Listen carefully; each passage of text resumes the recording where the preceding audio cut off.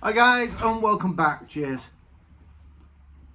So this video is a bit of a revisit video, and it was sparked from a comment, and it was on the video that I'll put up the thumbnail here and the comment here for this underbody Hammerite sealant, which is like the wax oil when I treated the well, not all of it, just part of it. And the comment said, well, these reviews are only any good when you revisit them 12 months later. So although the video isn't quite 12 months, we're up to 10 months ago I made the video, it has been through winter. So what I thought I would do is put the car up on the ramp and let you guys see how it's fared through the winter, and yeah, see if this stuff really is all right to use. I've been looking into other companies that offer the underbody sealing service, and I found a relatively local one to me, and they charge roughly about £350 per that, £350 plus VAT for the size of the car it is. It's quite a big estate car, so I'm toying with the idea of doing that rather than doing it myself, because it is a very messy, unpleasant job. And what they do is give it a full wire brush down, and they use a high pressure air gun to jet off the residue. And then they used to use Lanogard, but they found a better product now, which I'll find out what it is. But they use this product that is better than Lanogard, so it could be that I go down that route, just pay the money, let somebody else do it, and then it will get rid of this annoying advisory I've got on the MOT, which says underbody surface rust and you know, slight corrosion and gummed up brake pipes or whatever. I can't remember what it says now.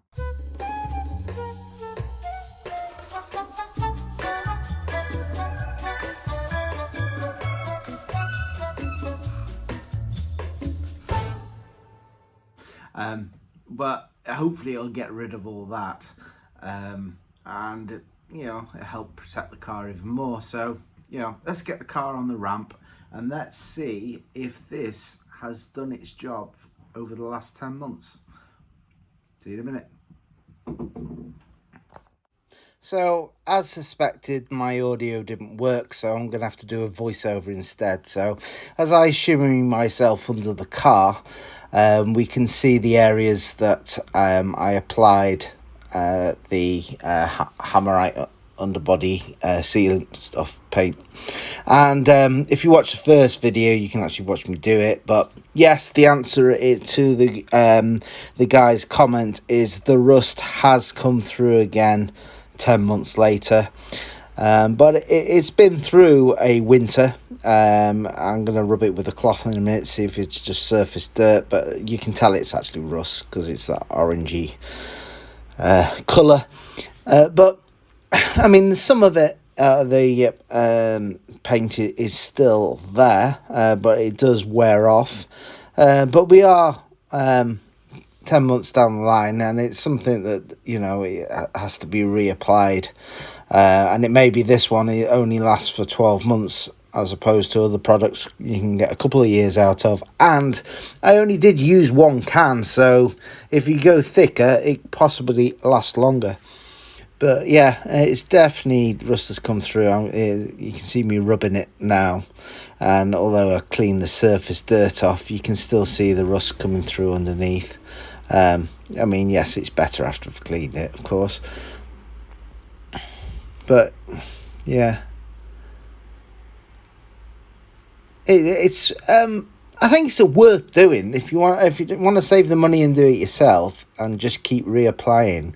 It's got to offer some protection until it wears out. I mean, now it needs, you know, another spray.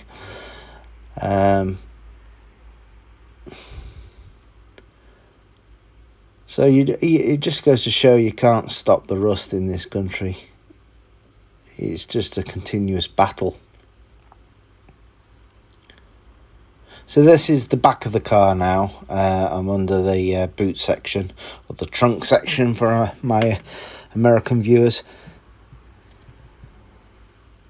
It's bubbling, but there's no holes, which is good. So I'm hoping, you know, the advisories, they will probably remain the same, but just in brackets painted. You know, but still, it's showing them I'm trying to take care of it. And I do want to keep the car on the road. It's a 20-year-old car. And I think it's more. I've had brand new tyres, by the way, so that should be off the advisories now. So hopefully they should be okay by the time it comes to MOT time. But I don't think it is as bad as the MOT advisories make my MOT sheet look. You know, it's for an old car, it could be a lot worse.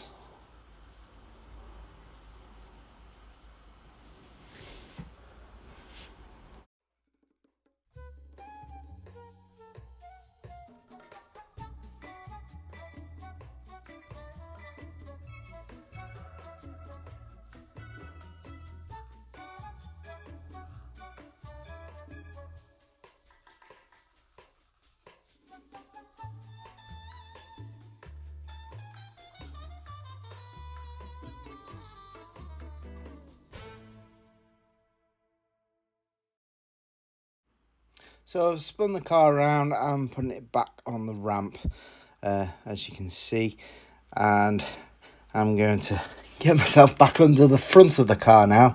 I didn't take too much footage here because there's not a great deal to see, but yes, the rust has come back as suspected, just like the back, as you can see.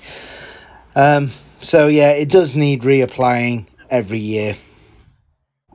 So I hope the audio was okay as I was under the car. So yeah, you can see the rust has come back, and that's only using one can 10 months later through, you know, a UK winter, wet weather. And they do say when you even get it professionally done, it has a lifespan of a couple of years before it needs redoing again. So this is just after one can. So, you know, maybe in this summer you get another can and reapply and get another year out of it. The cost of what the can costs, I think it was about £11 something. Watched the other video for the price, the exact price, I can't remember now, but it wasn't expensive, and it's something you could do yearly to the worst areas. But no, it doesn't stop rust, unfortunately. Rust is something that will eat all our cars eventually, and we just got to sort of try and keep on top of it. Obviously I could have done a better job on grinding it down and wire brushing it down, but you know, it can make a bit of a boring video if I just did that, and that's what these guys are going to do for the £350 plus VAT.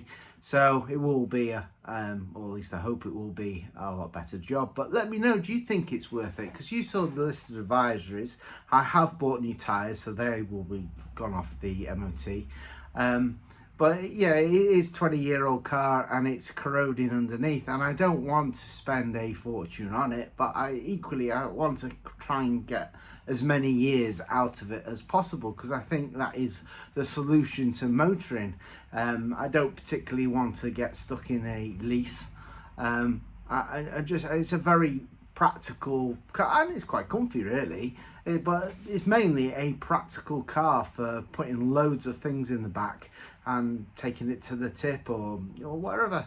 And you know, the Mark III Mondeo is now starting to creep into sort of modern classic car territory, so I should be able to get it on some kind of classic car insurance, because I don't really do many miles, 1500 miles tops, just for running around in, and that's why the diesel isn't particularly good for me. I should have a petrol car, but you know, yeah, this one came up for sale, so and it was diesel. So at the time, you know, it kind of suited me as doing a bit more mileage, but now I don't do the mileage that I used to do. So yeah, anyway, thanks for watching. I hope you found this follow-up video useful, and I shall see you in the next video. Bye for now. Don't forget to like and comment and subscribe and all that good stuff, because it helps push the videos out there.